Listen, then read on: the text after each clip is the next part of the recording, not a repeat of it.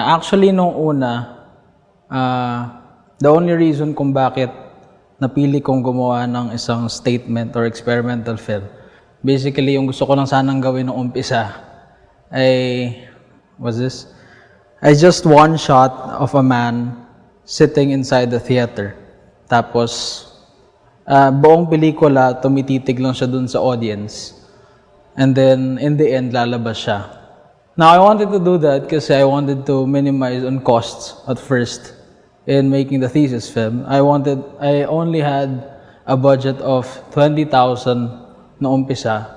So that's why economically, that's why I wanted to do a film of that kind. And then, eventually, as I was writing the film, nag-iba na yung forms niya until eventually I decided to do it as a silent film. Because I thought that maybe if I made it as a silent film, maybe yung statement na gusto kong gawin would actually be more sounding. So yung rationale ko for choosing the silent film style in a contemporary film, in a contemporary setting, is that I wanted to use the irony of silence so that it could be transposed into having a more meaning statement. I didn't want to shout. It was in the end. So bale, there was that irony, and then in the end, the man will go out of the screen, and then dun ko sasabihin yung statement after all the silence. So I wanted muna to go back to the classics, to go back dun sa early forms before finally showing yung sound. So yun yung rationale ko for choosing the kind of film that I made. Basically actually hindi ko rin una na-realize talaga when I was making the film what I truly wanted to say. I wanted to be honest, I wanted to make a critique against cinema. But even then, it wasn't very clear to me what kind of critique I was making. I know that I was making a critique on the cinematic institution. I actually realized what I wanted to say. Basically, yung naging gusto kong sabihin noon is that there was this digital dependency going on, and that film has basically changed from the way it was before. So since hindi na nga film yung gamit natin ngayon, digital na, it has completely changed on a medium level. So bale, I was reading, when I had this philosophy class, I was reading this theory ni Daniel Dennett of the Cartesian theater. And basically sinasabi niya meron daw tayong homunculus sa utak. The homunculus is parang meron daw tayong movie screen sa utak. So I got interested in that. So I thought to myself, now what if the theater is basically like that?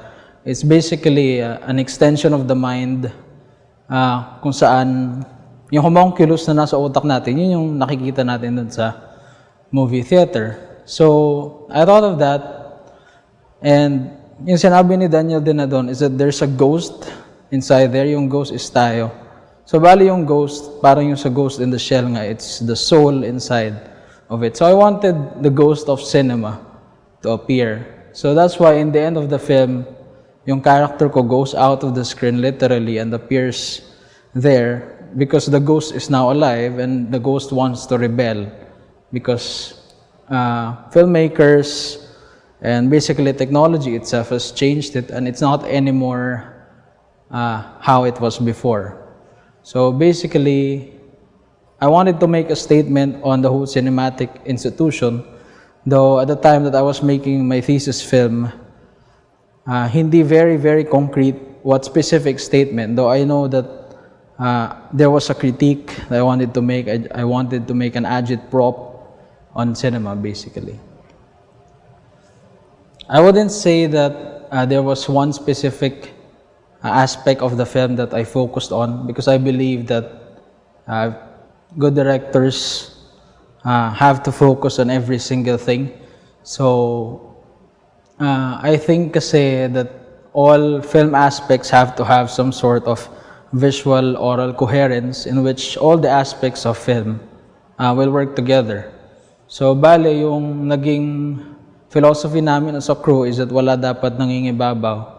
is that everything in the film works like a choir, kung saan they just complement each other, not even to beautify each other, but to make the story better, to drive it forward. Basically, each department, each aspect of the film is telling a story of its own without necessarily depending on the others. So basically, just parts of a whole. And yun yung binigyan namin ng focus. Though, since we wanted to make a contemporary silent film, we had to pay lots of attention to cinematography and how it looked. Then, so that's a part of it.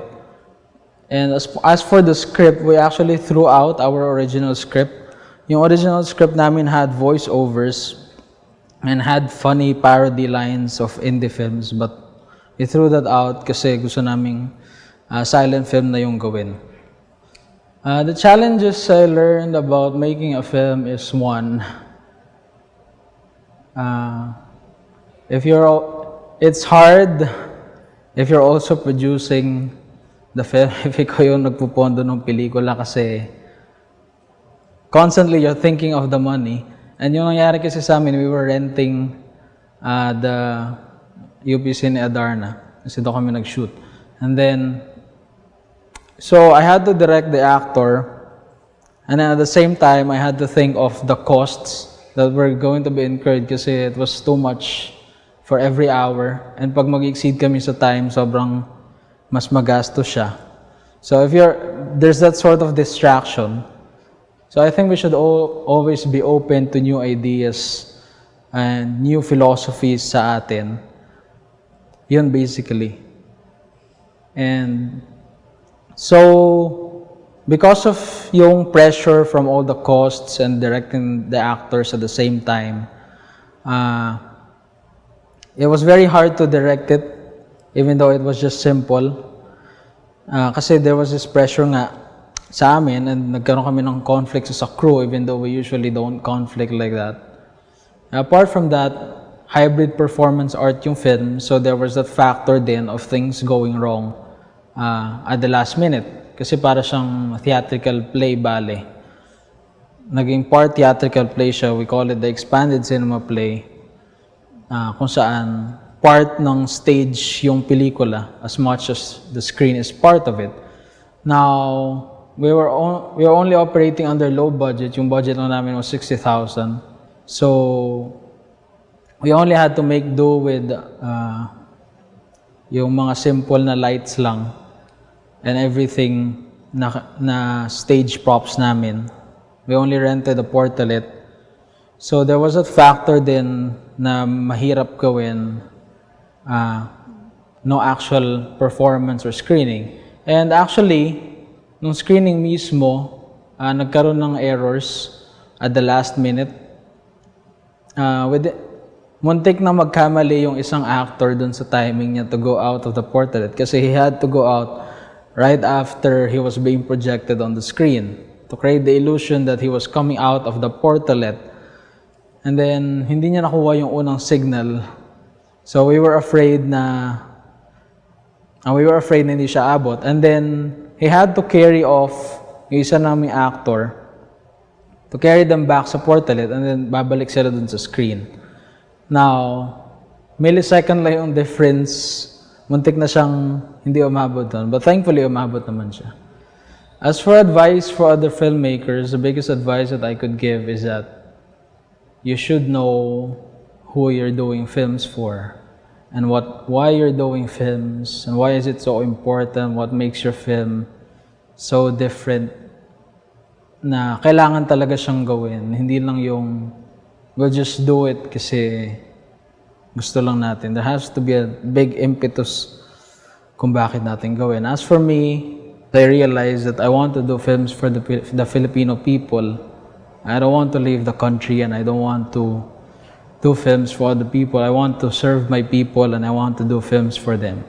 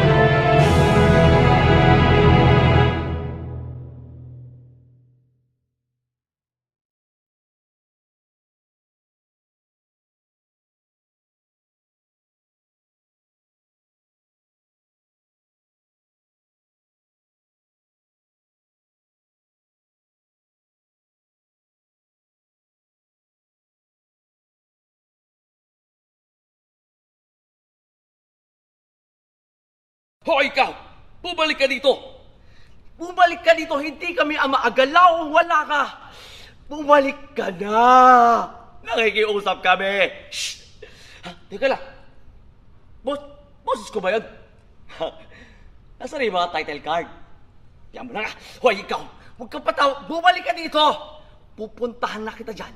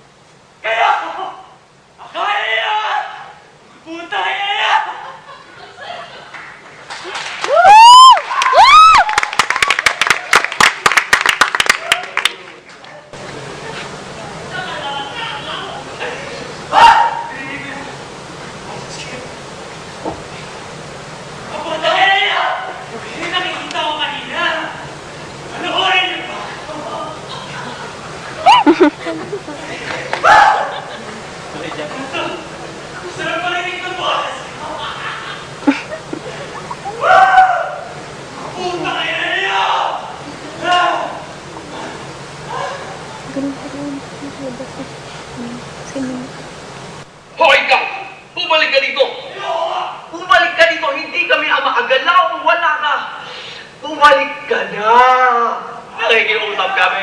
Shh! Hindi lang. Boses ko ba yun? Nasaan na yung mga title card? Yan na. Huwag ikaw. Huwag kang patawag. Bumalik ka dito. Pupuntahan na kita dyan.